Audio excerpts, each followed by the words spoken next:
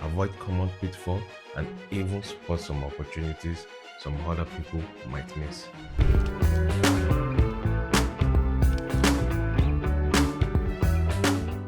If you spot an auction property you are interested in, my first advice would be to confirm if the vendor is open to a pre-auction sale, as this takes away all the peer pressure you could have during a live auction. If the vendor agrees, beautiful. Just keep in mind that all auction terms and conditions will still apply. However, if the vendor is not willing to sell pre-auction, then you might have to prepare yourself to bid during the main auction. I will be very cautious here though, because it is easy to get carried away. When you bid in a live auction, ensure you go with a fixed budget. Of course, it is expected you have done and you have run your numbers to ensure and to know the maximum price point you can offer. No matter what happens during an auction, do not bid above the price that you have fixed. Don't listen to that voice that creeps in saying, oh, just push it, it's just a couple of more pounds. No, don't listen to it. In fact, you should cast and bind that voice. And to participate in a live auction, definitely you must be registered to bid in the auction to start with. So let's say the vendor didn't agree to pre-auction and you didn't participate in the live auction itself. For some reason, let's assume the property was unable to sell during the live auction. Then, lucky you still have one more shot at it. Quickly sweep in and put in an offer. The advantage with post-auction negotiation is that you could even get it at a lower price compared to the guide price. Reason being, the seller would be more motivated to sell the property at that point in time. Now we know the different stages you can buy an auction property. So let's discuss what you must know before buying an auction property. Firstly, you must have your finance sorted and ready to go. Auction is a fast-paced type of sales.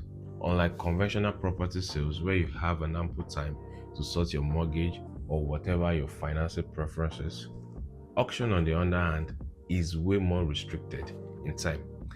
If you have an offer accepted, you have to pay the non-refundable deposit straight away and exchange contract as soon as possible, and that is followed by a short completion time frame, usually about 28 days or so.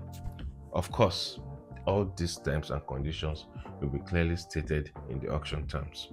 So most time when you see people buying at auction, they are either cash buyers or they already have a mortgage or decision in principle with a lender. Note, failure to comply and complete on the property as at when due will only lead to consequences which ultimately ends in you losing thousands of pounds. Secondly, you want to check the legal pack.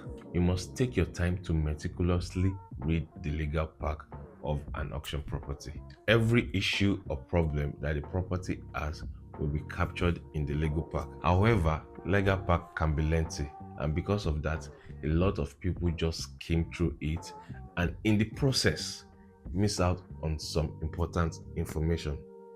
If you know you don't have the time or you want a professional to help you go through it, then just get the services of a solicitor to go through it on your behalf. Upon satisfactory review of the legal pack, then you can proceed to bid for the property. An important section to note in this are the auction conditions and the special conditions. Now, when it comes to auctions, the auction house is king.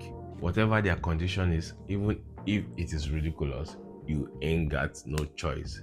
It's like this popular saying that says, my house, my rules. That's what exactly it is. Therefore, it is imperative you are aware of the auction house's rule or auction conditions. And sometimes these rules can change days or even hours leading to the auction day. So it is important you are up to date with the auction conditions up to the point you are ready to start bidding. Otherwise, you might be in for a shocker. Another one are the special conditions. Now you have to be aware of this. As the name implies, special. And you know when something is special, you have to be careful. So ensure you know what the special conditions are. Are there any outstanding debts? any additional fees or charges associated with the property or with the purchase.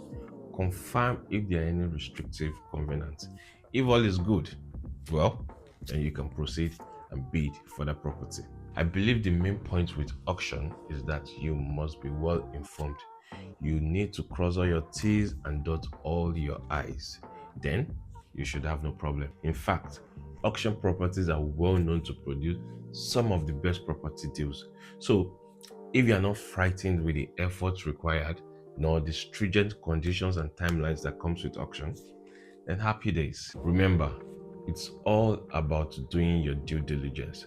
And if you can't, consult those who can. So there you have it, everything you need to know to confidently approach an auction property, whether it's before, during, or even after the auction.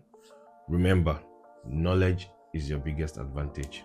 If you found this helpful, give it a thumbs up, subscribe for more property insight, and drop a comment below if you have any questions or topic you'd like me to cover. See you in the next one. Soaked. Forgive me, Amma. That's the best I could find.